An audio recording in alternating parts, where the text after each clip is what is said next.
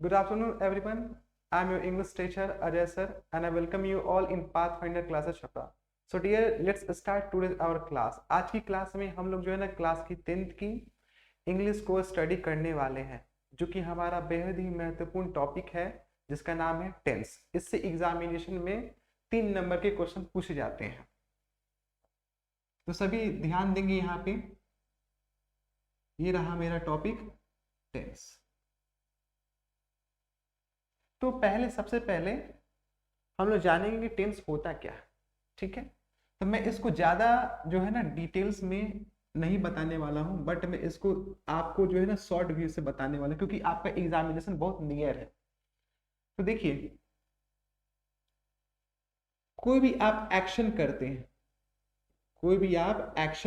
Action means कोई काम को करना। तो कोई भी आप एक्शन करते हैं तो उसमें आपका टाइम लगता है। कोई भी आप एक्शन करते हैं तो उसमें आपका क्या लगता है? टाइम लगता है। इसी को हम लोग क्या बोलते हैं?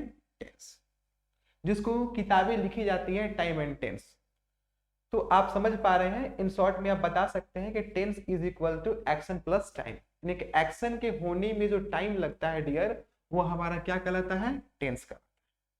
Got it? चलिए, अब देखिए, बात की जाए kinds of tenses. Kinds of tense, tense की बात की जाए यानी इसकी किसकी कितनी काइंड्स होती हैं, तो आप जानती आ रही हैं इसके 3 टाइप्स होते हैं, काइंड्स होते हैं। First one we have present tense. Second one past tense, and the third one we have future tense.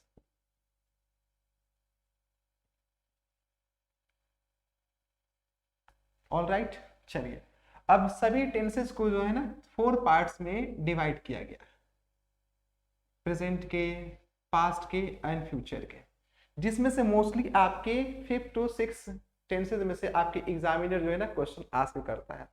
तो हम उस चीजों पे ज्यादा फोकस करेंगे, बट आपको जो है बढ़िया से इसको समझते चलना है। इसको वाइप कर रहा हूं मैं।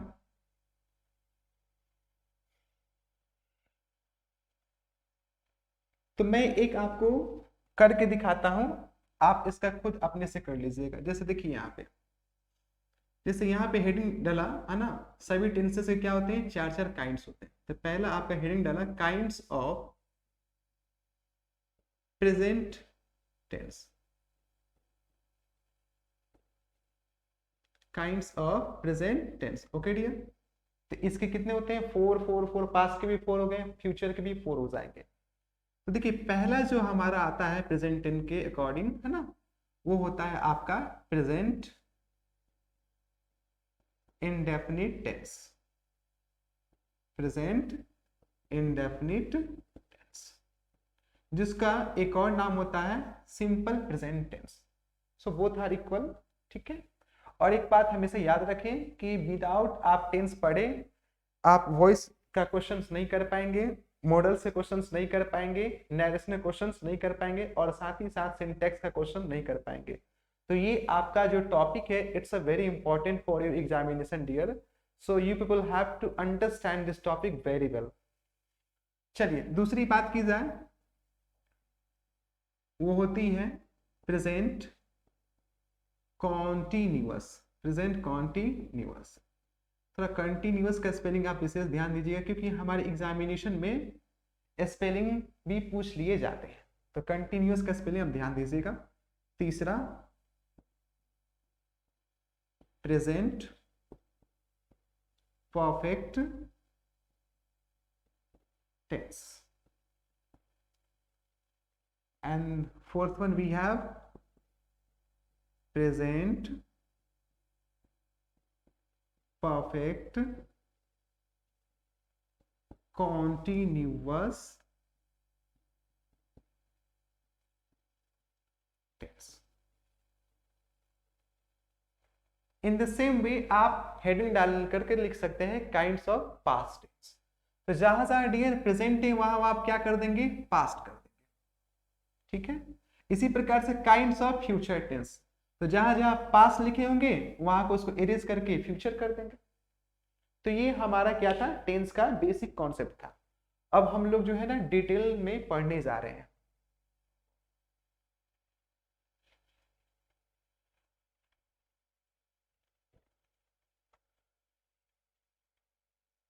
जी सभी ध्यान देंगे। पहला जो है हमारा वो है आपका present indefinite, present indefinite tense. देखिए इससे हमारे ट्रांसलेशन में पूछे जाते हैं, तो पहले हम लोग जो है ना ग्रामर सेक्शन को कवर करेंगे, साथ ही साथ ट्रांसलेशन को भी कवर करेंगे, ठीक है, ध्यान दीजिएगा।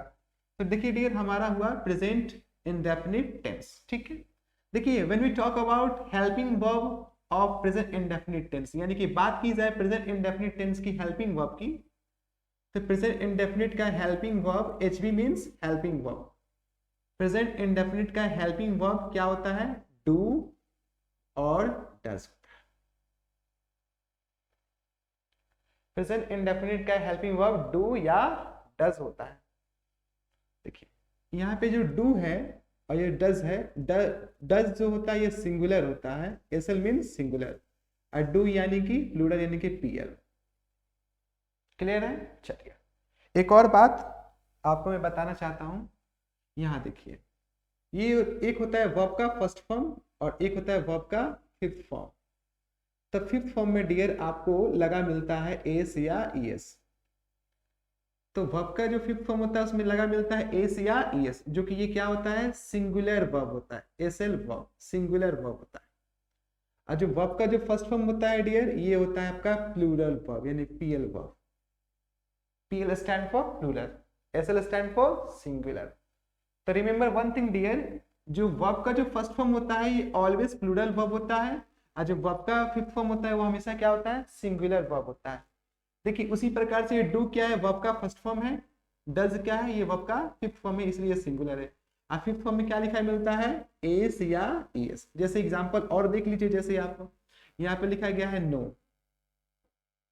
तो नो ये वर्ब का फर्स्ट फॉर्म हुआ और इसका फिफ्थ फॉर्म क्या हो जाएगा, नोज, KNOWS, इसमें क्या लगा मिला, एस। एग्जांपल नेक्स्ट देखिए, यहाँ पे लिखा मिला क्या, गो। गो क्या है, वर्ब का फर्स्ट फॉर्म है, इसका फिफ्थ फॉर्म क्या होता है, गोज, इसमें क्या लगा मिला, ईएस। उसी प्रकार से यहाँ पे लिखा मिला क्या, राइट। राइट क्या है, वर्ब का फर्स्ट फॉर्म है, इसका फिफ्थ फॉर्म क्या हो जाएगा, राइट्स। डन है।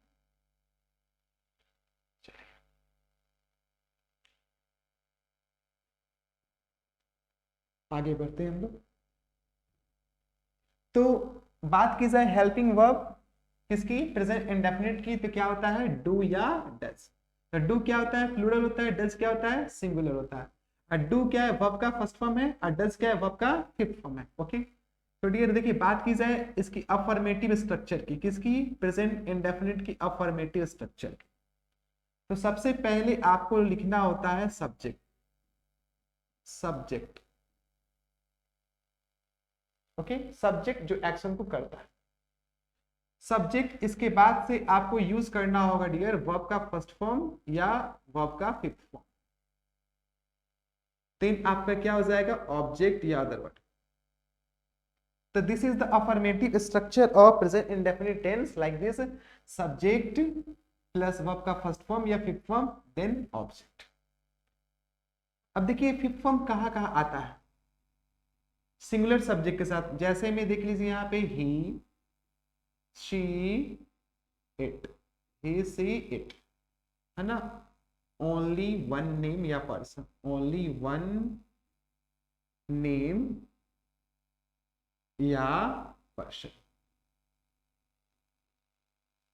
बात की जाए है ना कि V5 का यूज कहाँ करेंगे, तो he, she, it, only one name, सिर्फ एक नाम होगा या कोई एक व्यक्ति होगा, उसके साथ हम लोग किसका यूज करेंगे, फिफ्थ फॉर्म ऑफ वर्ब का। फिफ्थ फॉर्म में क्या लगता है, एस या ईएस। चलिए डियर यहाँ पे देखेंगे, बात की जाए फर्स्ट फॉर्म ऑफ वर्ब की यानी V1 की, तो देखिए यहाँ पे हम लोग किसके साथ यूज करते हैं, आई के साथ, वी के साथ, यू के साथ, दे के साथ,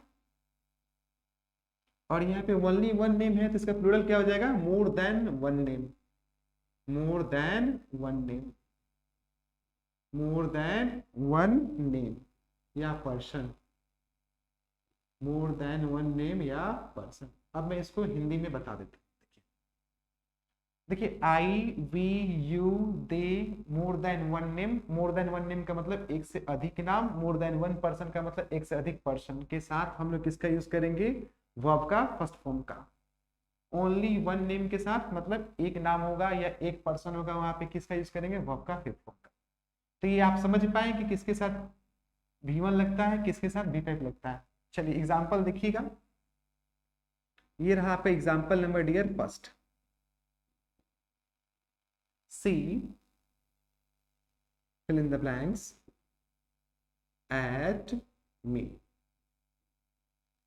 ऑप्शंस आपके लिखे गए हैं लाफ और लाफ्स, ठीक है।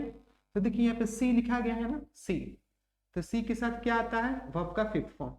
अब वर्ब के फिफ्थ फॉर्म में क्या लगा मिलता है, एस या ईएस, तो यहाँ पे लाफ की laugh, laughs. Next second example देखेंगे आप सभी। We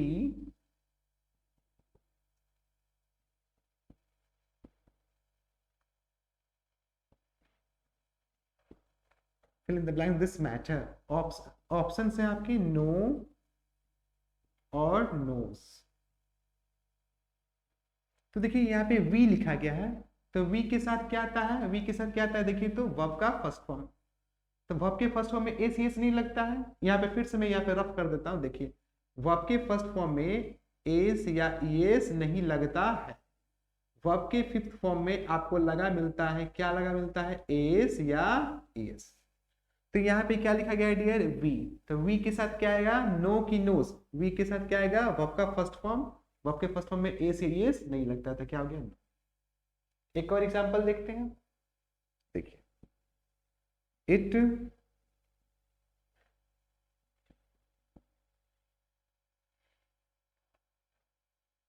rain oblique rains.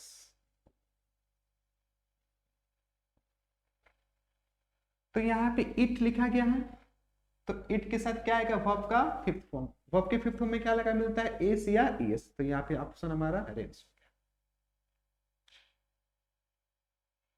अब मैं इसको वाइप कर रहा हूं। तो ये हमारे जितने भी सेंटेंसेस थे प्रेजेंट इंडेफिनिट के अफर्मेटिव के एग्जांपल्स थे।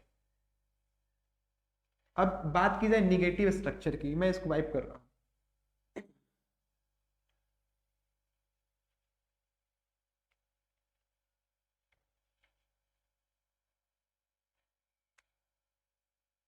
तो देखिए ये आपका negative structure and as negative है ना, किसकी, प्रेजेंट इंडेफिनिट की। तो सबसे पहले आपका यूज किया जाएगा सब्जेक्ट,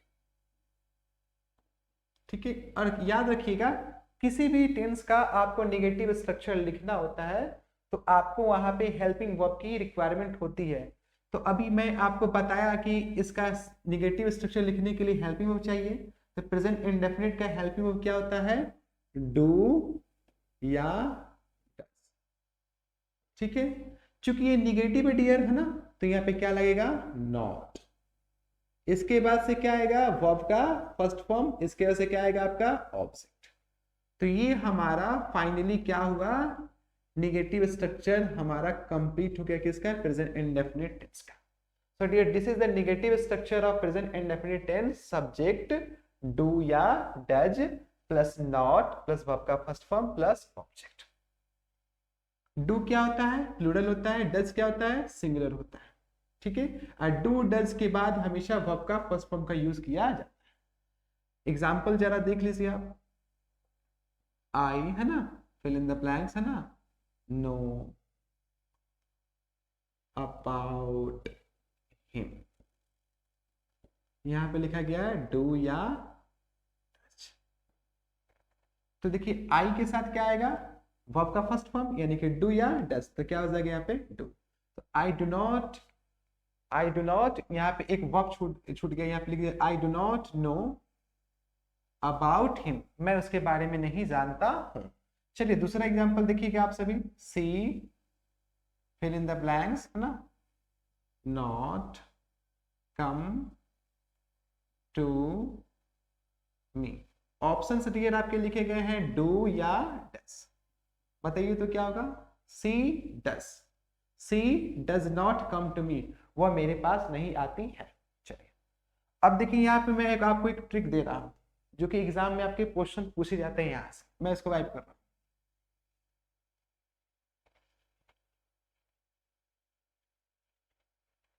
यहाँ पे आपका एग्जाम के लिए है ना, फॉर एग्जाम, ये ट्रिक को याद रखिएगा आप सब, इट्स अ वेरी इंपॉर्टेंट। यहाँ पे लिखा गया है मोस्ट इंपॉर्टेंट,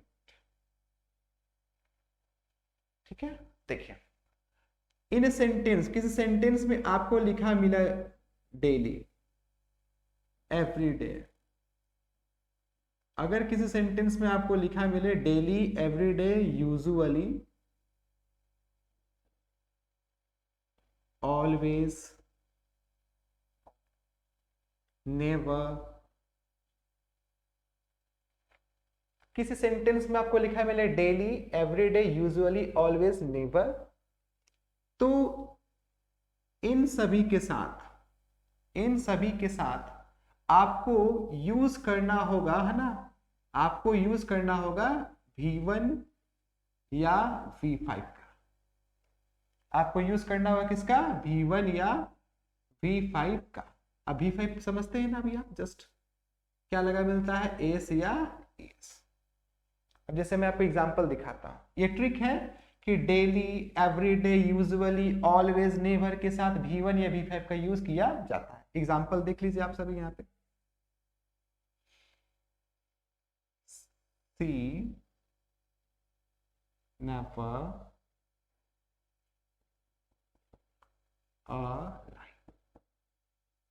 यहाँ पे आपके एग्जामिनेशन में, आपके पेपर में ऑप्शन दिए रहेंगे, उसमें केवल आपको ऑप्शन को सिलेक्ट करना है। यहाँ पे लिखा गया है टेल, ऑप्शन बी लिखा गया है इज टेलिंग, ऑप्शन सी लिखा गया है टेल्स, और डी ऑप्शन लिखा गया है NOT, नन ऑफ दिस। चलिए क्वेश्चन आपका सभी करते रहेंगे। सेकंड नंबर क्वेश्चन देखेंगे, he fill in the blanks to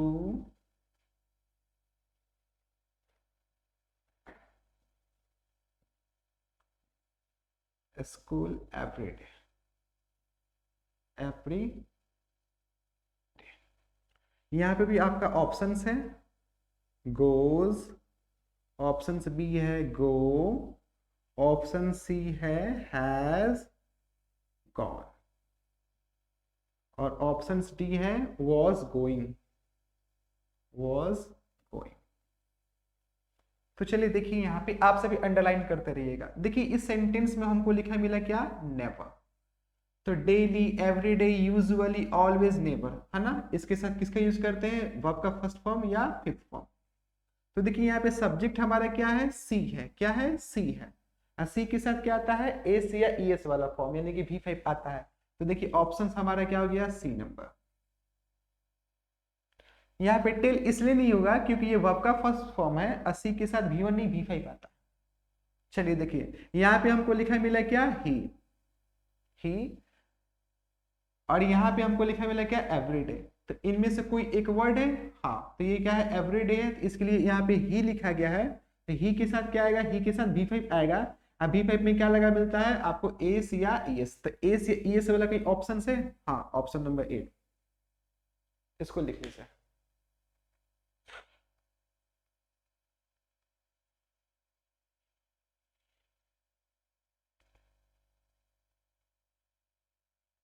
अब मैं इसको वाइप करने जा रहा हूं।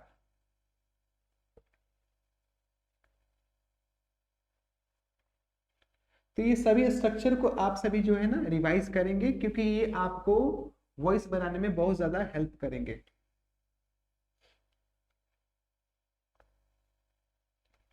नेक्स्ट, चलिए मैं आपको ट्रांसलेशन बनाना सिखाता हूं, है ना, क्योंकि आपके एग्जामिनेशन में ट्रांसलेशन 5 नंबर के डियर आते हैं। ट्रांसलेशन कितने नंबर के आते हैं? 5 नंबर के, यानी कि 5 मार्क्स। 5 मार्क्स के आपके एग्जाम में आपके ट्रांसलेशन आते हैं, ठीक है। तो हम लोग दो चीजों को एक साथ करेंगे, टेंस टॉपिक के साथ और ट्रांसलेशन भी, ठीक है। चलिए यहाँ पे देखिए, देखिए यहाँ पे आपको जो देखने को मिलेगा, है ना, देखिए एक ट्रिक मैं बताता हूं। ये है आपका ट्रिक, ठीक है। सेंटेंस कैसे भी स्टार्ट हुआ देखिए, यहाँ पे आपको लिखा मिलेगा क्या? ना चाहिए, ना चाहिए। यहाँ पे ना की जगह क्या हो सकता है डियर? नी। ना या नी में से कोई एक होगा, प्लस चाहिए होगा। तो आपको यहाँ पे यूज करना होगा शुड। क्या यूज करना होगा यहाँ पे? आपका शुड। बट ध्यान रहना चाहिए, चाहिए के पहले ना या नी में से होना चाहिए, तब यहाँ पे किसका यूज करेंगे? शुड। अब इसका मैं स्ट्रक्चर लिख देता हूं, देखिए सबसे पहले आएगा आपका सब्जेक्ट, प्लस आपको लिखा जाएगा किसका? शुड, प्लस क्या आएगा? वर्ब का फर्स्ट फॉर्म, और प्लस क्या आएगा आपका? ऑब्जेक्ट या फुल स्टॉप। एग्जाम्पल देखिए, पहला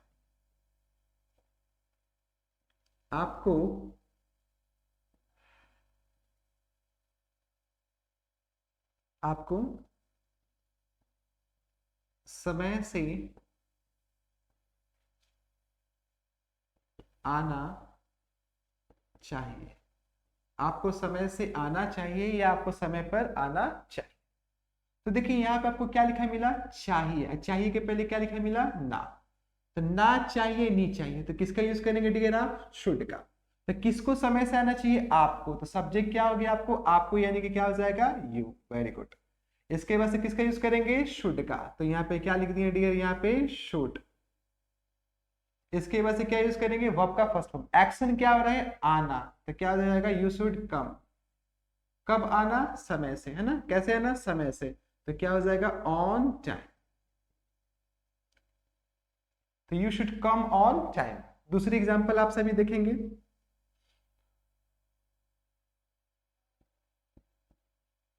रोहन को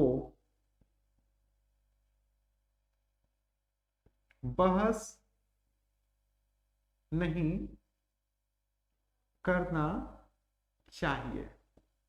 रोहन को बहस नहीं करना चाहिए। तो देखिए डियर यहाँ पे चाहिए लिखा मिला, और चाहिए के पहले ना या नी में से कोई है? हाँ, ना। तो क्या यहाँ पे शुड यूज करेंगे? ऑफ कोर्स करेंगे। तो किसको बहस नहीं करना चाहिए? रोहन को। सब्जेक्ट क्या है? रोहन। तो यहाँ पे मैंने लिख दिया क्या? रोहन। इसके बाद से क्या लिखिएगा? यहाँ पे शुड। अब देखिए इस सेंटेंस में नहीं शब्द का यूज किया गया है, तो यहाँ पे क्या लिखिएगा? नॉट। इसके वजह से क्या लिखिएगा? वर्ब का फर्स्ट फॉर्म। एक्शन क्या हो रहा है? बहस करना। तो बहस करना का इंग्लिश मीनिंग क्या होता है? आर्ग्यू। ठीक है। So that's all for today, है ना। आज की क्लास में हम लोग इतना ही करेंगे। कल धीरे धीरे हम लोग इसके आगे क्या करेंगे? इस टॉपिक से मूव ऑन करेंगे। Till then have a good day, bye bye.